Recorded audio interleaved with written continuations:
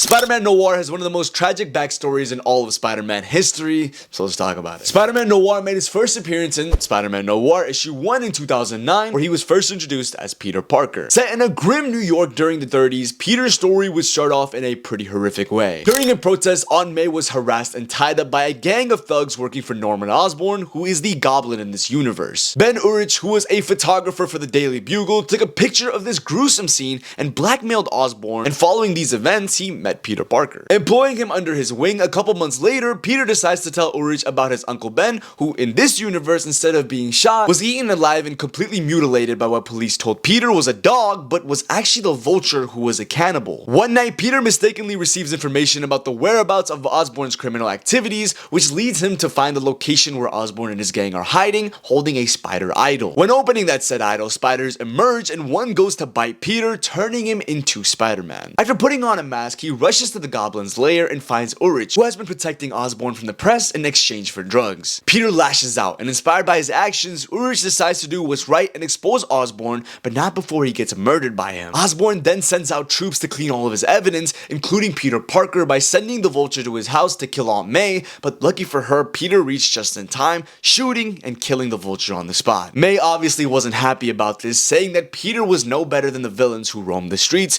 which impacted Peter, leading him to spare Osborn's life in their very next exchange. Spider-Man Noir's story is one filled with grim and gloomy details, but one that also shows the power, growth, and responsibility of what it truly means to be Spider-Man.